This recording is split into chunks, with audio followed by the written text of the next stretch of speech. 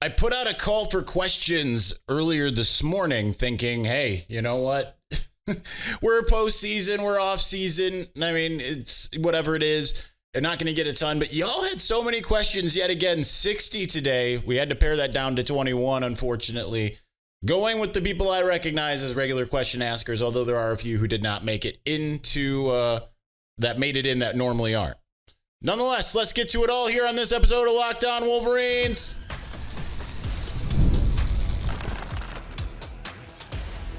You are Locked On Wolverines, your daily podcast on the Michigan Wolverines, part of the Locked On Podcast Network, your team every day. Happy Friday. We are back and doing it. Locked On Wolverines podcast, part of the Locked On Podcast Network, where it's your team every day. I'm your man on the ground, Isaiah Hole, publisher of Wolverines Wire through USA Today Sports Media Group. We will be keeping our eye on whether or not Andrew Olesh signs. I'll have to publish an article. I have that ready to go. If he does, I have not prepared for the alternative if he flips somewhere else. So here's hoping as far as that's concerned. Let's get to your questions straight away, starting with our leaders and best. 4 of the 6 participated. Starting with my brother in metal, Michael Wolf at MWolf21 out. With how everything is trending, where do you expect Michigan to be ranked at the end of next season? Will they be back in contention for the Big Ten championship and playoffs? I think so as of right now. I mean, obviously we have to wait and see who they get in the transfer portal. Bryce Underwood, regardless if, let's say they strike out on like a big time quarterback or get someone and Bryce beats them out, which that might be the best case scenario. I think that that will raise the ceiling for the team, no matter what the offensive line looks like, no matter what the running back room looks like. And there's lots of good running backs in there, even with the transfers. Obviously, wide receiver, that's the big place, right? Like they got some studs coming in. Try not to rely on freshman wide receivers, right? Hope maybe you can get Tyler Morris back in the fold. Be like, bro, you're going to be catching passes from Bryce Underwood. We're going to be more pass heavy. Like this is exactly the moment you want to be a part of. So I think that it's going to rely heavily on the transfer portal defensively. I would like to see, a defensive tackle or two. As much as I like Trey Pierce, we didn't see as much from Eno Etta as I thought we would see. Rayshawn Benny, if he comes back, I mean, Trey Pierce and Rayshawn Benny is a pretty good starting tandem. Still want to see some additions there. See if they keep Derek Moore. It's just a little too early to really tell, but if everything kind of looks that way as far as recruiting, what you expect them to do in the transfer portal, I think Michigan will be in pretty good shape. And nope, not notification, not what I was looking for. Jimmy Whitner at Jimmy Whitner 1. You have a strong hat game. What's the over under on hats that you own? The number is 25. I'd say under. I can't really go through them easily, but I've got 2 Rose Bowl hats. I've got 4 Jesus is King hats. I've got my Yahweh hat. I've got a national championship hat. I've got another melon hat that is I wear when I go for walks because it's more sweat wicking. And I've got a couple like the hats that people used to make fun of me, the Brixton like duster hats, the wide brimmed ones. And I've got some beanies and stuff like that too. So I think the number is probably like 15, not 25. Number 2, does Zuri like snow? She doesn't. she likes warm weather. Although she's been enjoying going and running around in it thus far. This is the most I've ever seen her like it at this point. Number 3, now the early signing period is over. What passions are our biggest need? I'm assuming you mean positions. I guess I basically just mentioned those. I'd like to see them get a corner, even though I think they've got a lot of talent there right now. Safety, I think, is probably okay at the moment. But then again, we thought that going into the year and injuries decimated them. I think they're fine at linebacker at the moment. I'd like to see a couple edge guys come in and an interior guy. I'd like to see maybe a tight end. I mean, it's just kind of everywhere. Basically, name a position. They need to get one. Offensive line, they really need to load up on that and wide receiver. Those are the 2 most important. But then outside of that, who knows? Jonathan Joseph at JJoseph2156. What positions would you focus on in the portal? And I know I just said we just talked about this with 2 of them. How many do you think they will take? So we'll get to the latter part. I think that you're going to see. I'm just spitballing. I don't have any intel here. I think you'll see like 10 or 15 guys. I don't think they're going to go like 20 or 30 or 40. I think you'll see 10 or 15 guys. You hope it's like, 2 to 3 offensive linemen, quarterback, 3 wide receivers, maybe a tight end, maybe a running back. Even though I like the room, I'd heard some rumors of a running back some time ago. Then like a defensive lineman, cornerback, or I'd say a couple defensive linemen and a cornerback. So that'd be like 10, 12, something like that. Finishing us out quickly in segment 1, Spencer Whitmore, at Spencer Whitmore. I wanted to ask why you don't join the Locked On Big Ten squad pods. I only listen to them from time to time, but if it's because half of them are brats, makes sense, LOL. No, it's because of the timing. It takes place at the same time that I'm at a press conference. So it doesn't work for me as far as that's concerned. So therefore, I was on one preseason one. I'm sure I'll join them now in the postseason / off season. They are going to continue. At that point, I would imagine that I won't be on all of them, but I will start being on them more now that Tuesday nights are open. Because that's when when they record them as Tuesday nights. So that should answer that. All right. Wow. This is the shortest segment 1 I've ever done because I normally spent 18 minutes on James Crudup's question. So we are going to continue on. We've got so many more questions left. We will get to those here in just a moment.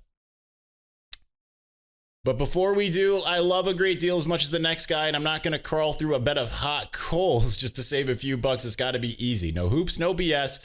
So when Mint Mobile said it's easy to get wireless for $15 a month with the purchase of a 3-month plan, I called them on it. Turns out it really is that easy to get wireless for $15 a month. The longest part of the process was the time that I spent on hold waiting to break up with my old provider. It's super easy to make that switch. So to get started, go to mintmobile.com/lockedoncollege. There you'll see right now all 3-month plans are only $15 a month, including the unlimited plan. All plans come with high-speed data and unlimited talk and text delivered on the nation's largest 5G network. You can use your own phone with any Mint Mobile plan and bring your phone number along with all of your existing contacts. Find out how easy it is to switch to Mint Mobile and get 3 months of premium wireless service for $15 a month. So to get this new customer offer and your new 3-month premium wireless plan for just $15 a month, go to mintmobile.com/lockedoncollege. That's mintmobile.com/lockedoncollege to cut your wireless bill to $15 a month at mintmobile.com/lockedoncollege. $45 upfront payment required, equivalent to $15 a month. New customers on first 3-month plan only. Speed slower than 40 gigs on an unlimited plan. Additional taxes, fees, and restrictions apply. See Mint Mobile for details. All right, we're going to move on here in just a moment. But before we do, if you've been watching on video, the question I get more than anything is what I wear a lot often on this show, and what I am currently wearing, this jacket, this long sleeve tee, is from Homefield Apparel. So college football, it's made its closing statement in the regular season. You're going to want to get Homefield. Homefield is a premium collegiate apparel company based out of Indianapolis, and there's no place I'd rather get my Michigan gear from. With their retro modern style, Homefield scours every school's history to find those amazing, unique designs that you're going to want to really make sure you put on because it can help you really stand out. They've really recently launched some these amazing quarter zips. They look phenomenal. They've got the coaches jackets. They've got the heavyweight tees. They've got the bomber jackets, everything. Can't miss kickoff bundle, weirdly still available. I'm shocked it's not sold out. You can get this long sleeve tee there as well as a hoodie that you've seen me wear a lot in a short sleeve. So go to homefieldapparel.com. Use my code GOBLUE24. Get 15% off your first order. That's homefieldapparel.com. Promo code GOBLUE24 to get 15% off of your first order. Homefield Apparel, just the coolest college gear anywhere.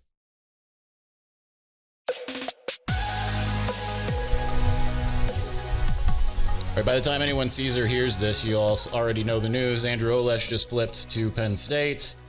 Michigan loses out on that. Dad wins. Very disappointing. One tight end in the class, Eli Owens. You don't have that game breaker, but you got a couple already in Hogan Hansen, Brady Prescorn. So there's that. So unfortunate, but such is college football life.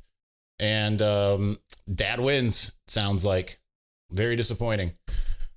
All right, let's get to the Victor's Valiant. I'm not the one at William Cawthor 9 with 4-ish questions.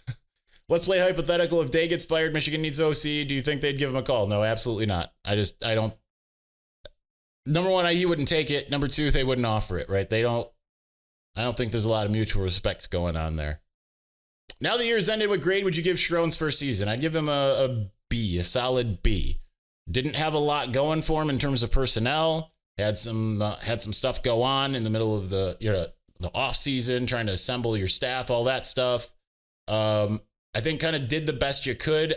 I downgrade them obviously for the losses, but also kind of not figuring out the quarterback situation a little bit more properly than they had. I would have liked for them to now in retrospect find a plan and stick with it. I do think Davis Warren needed to be sat at least a game, but I wouldn't have been surprised if he would have come back against Minnesota, something like that. So I think though, obviously beating the rivals, that's huge, especially in a 7-5 season. The fact that the guys didn't quit, recruiting of it all. I think he's done a marvelous job with the things he can do. Let's see what he does with a full team, basically, not like this weird half team he's got. How are you doing? Are you doing well? Not to be too personal, but you had told us that Sarah left. I wanted to see how you are. I don't really want to get into the Sarah of it all. Obviously, it's disappointing and all of that, but what it's done is it's allowed me to put my eyes on Jesus. And I'm honestly much better for it. I'm filled with the joy of the Lord. I'm very excited as I wake up every day and dig into the word and, minister to people and get ministered to, all that kind of stuff. That's why I wanted to answer this question. So I love Sarah with my whole heart, and, no man knows the future, as Jim Harbaugh would say. But that's just not my focus at the moment. So I thought I'd be masking a little bit, and I thought there'd be a lot of different emotions, and honestly, it just hasn't been. So that's been a positive. I'm doing very well despite all of that. Who gets the info first when recruits flip, commit, etc.? It kind of depends. I mean, Michigan obviously gets it pretty early.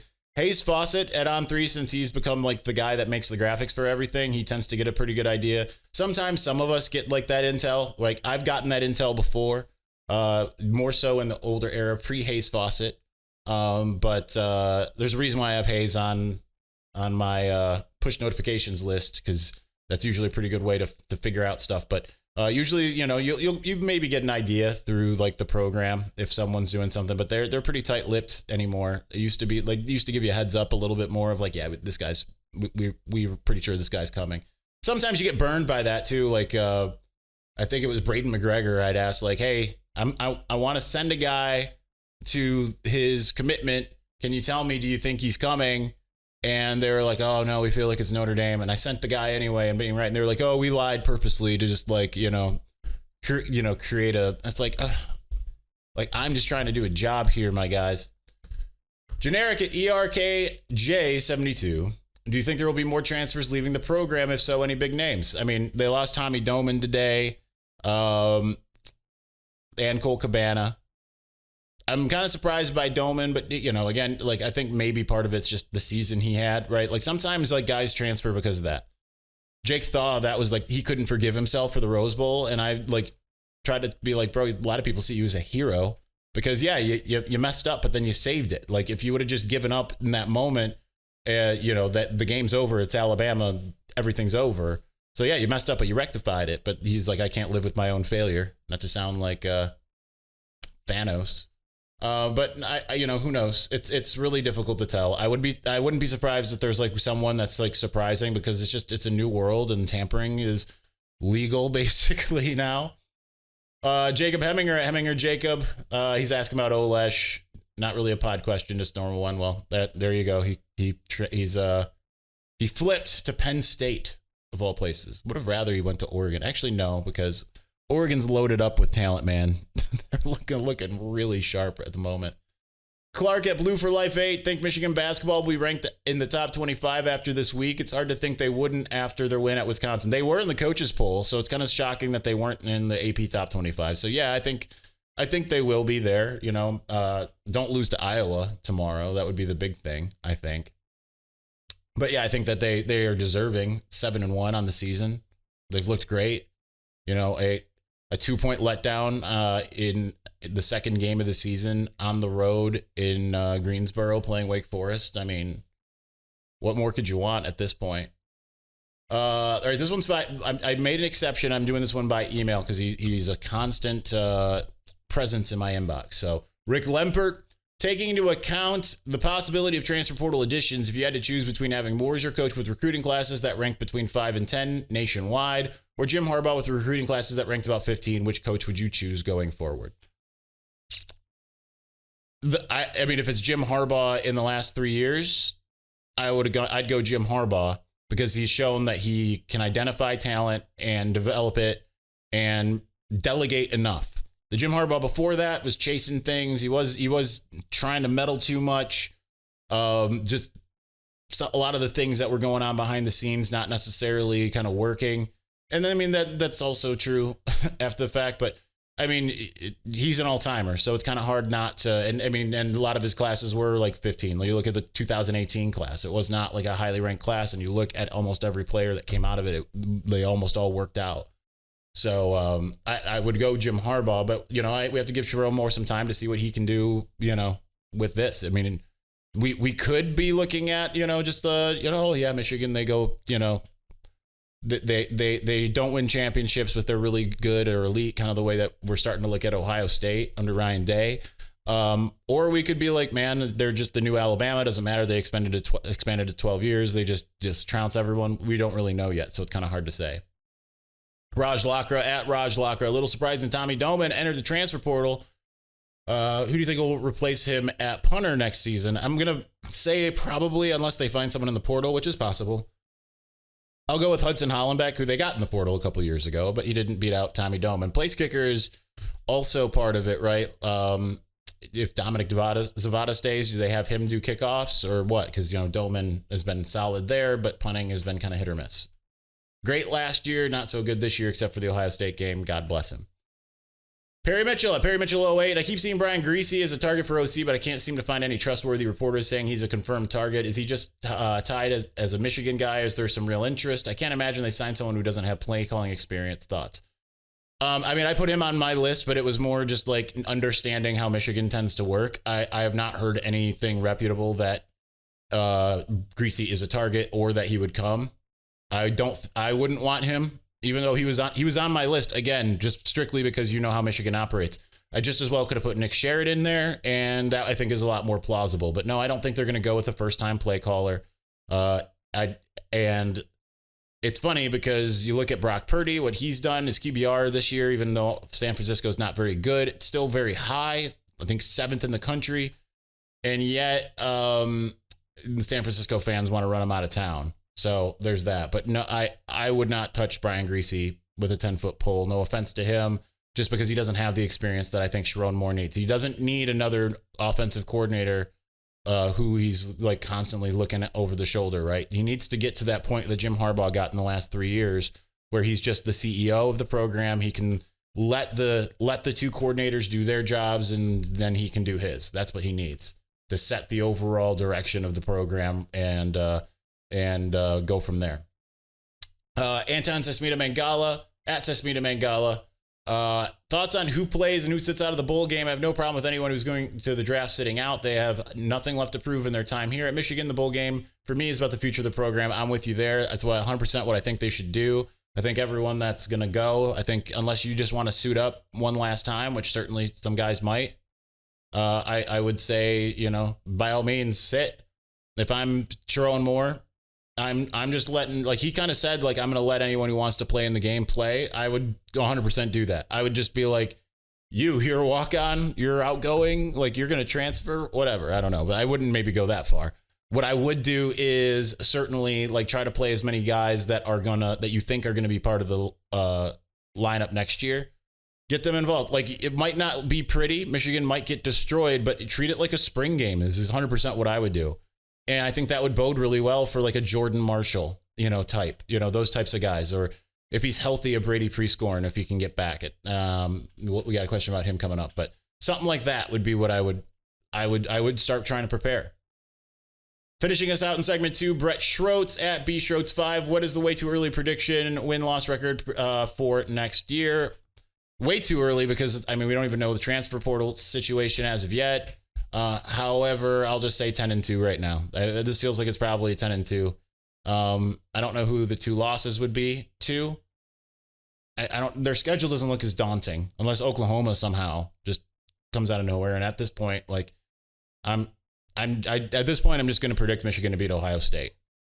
So that's that. All right, we've got plenty more questions coming up and not a lot of time to get to it. So we will do that here in just a moment. But before we do, get ready to tackle the NFL action with FanDuel, America's #1 sportsbook, because right now new customers can bet $5 to get $150 in bonus bets if you win. The FanDuel Sportsbook app gives you everything you need to place live bets on the NFL all in one place.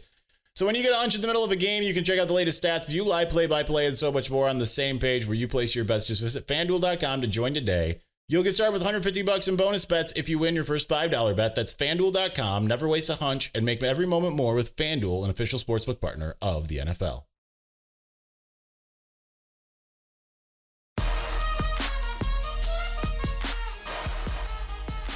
All right, so many questions left. Going to have to try to get to them. A lot of you guys here normally are in the Victor's Valiant, but I had to put you down in the Blue Crew because we just had too many questions. Chubbs, GB at Talk with Chubbs. What up, Doe? Isaiah. Who would you personally like to see return and not enter the draft or transfer?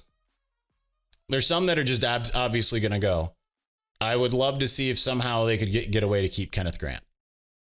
If there's just some way you can put together a package and keep... Now, I'm not saying that's going to happen, but like that's what... If I was like the collective and I'm like, I got to keep one guy that was almost definitely going to go, I'd advise Kenneth Grant to go. He's a first-round pick. I would go Kenneth Grant, then Josiah Stewart, and then maybe like Colston, but like you're going to lose Colston. So it's kind of hard, right? Like these guys they're as good as gone.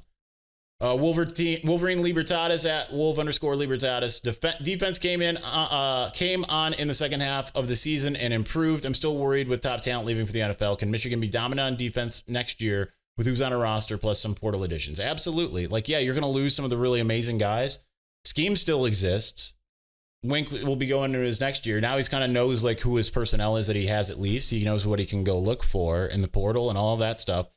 It's kind of like a fallacy. Like, yeah, you're not going to have as good of a defensive interior as you did this year. That's just not going to happen. But, you know, it's like when Aiden Hutchinson and David Ajabo left, everyone's like, well, that's defense not going to be as good. 2022. Yeah, the edge rushing wasn't as good, but the defense as a whole was. You know, 2023, it got even better, right? You lost Mozzie Smith, and it kind of was like, well, we'll see. You know, it's a mixture of next man up, of getting stronger in other places. Like you might seed a little bit of a strength here and add another one there. But I have faith that it will probably still be, that it will continue to rise. I would say that. Edwin Simmons at Simmons_Edwin. Out of the 2025 class, who has the chance to see the field the earliest? Bryce Underwood. Not to cut it short. Bryce Underwood. He's got the chance he's going to see the field in the first game, one way or another. Okay. Might be the starter. That would just be it. Maze Rage at Maze_engaged. What's the word on getting wide receivers in the portal? Are they going to be pretty aggressive in getting some playmakers? Or do they think they have some players they can build around Underwood on the roster right now? They're 100%. Like they're working on Donovan McCulley. I don't know who else. I would imagine they're not going to just be like, hey, Bryce, throw to, I don't mean to impugn him, but they're not going to be like, hey, Bryce, throw to Peyton O'Leary. They're just not going to. That would shock me. Narrative Pusher at 24/7. Rumor King. Did we ever get what on Brady pre-Scorn's pregame injury? No, I just know he was carted off. I saw him down. I didn't tweet anything about it until after the cart came out, but I didn't see what happened. I just saw him down. I saw him carted off. But no, I have no idea what it is. Cautiously Optimistic at 35 Robert 16. Am I the only one who doesn't understand that Brian Greasy is OC outside of Michigan connections? Basically zero things you want, no OC or play calling experience. Again, these are rumors being spread by people who don't know anything about what's going on. Okay, like the reputable people. I brought you Mullen and Leftwich. Those were names that were floated to Bryce. Okay, and then I haven't had any connection outside of that. The people who have, Bruce Feldman and some other Michigan insiders have mentioned Joe Craddock, who's the 1B to my 1A of Dan Mullen. Some have mentioned Jason Candle, the Toledo head coach. Like those are the names that are currently being bandied about. Could be someone different. Could be someone completely, we're not talking about. I don't I don't think it's going to be Brian Griese. I don't think Michigan's that interested, to be honest. Nunya Biz asks, I would have to go back to the Bryce Underwood podcast to hear your exact words, but you mentioned there was more to the process you didn't want to elaborate on until it was official. Can you expand on that now? Let me see if I can remember what I didn't say. So I had a source tell me the day of the MSU game, and I had been trying to reach one of my good sources inside the program. Weirdly, one of my sources was close to Bryce, and I had no idea. They told me that at that point that Dave Portnoy was not involved, except for a FaceTime, which now we know that was the FaceTime with Jolynn Ellison.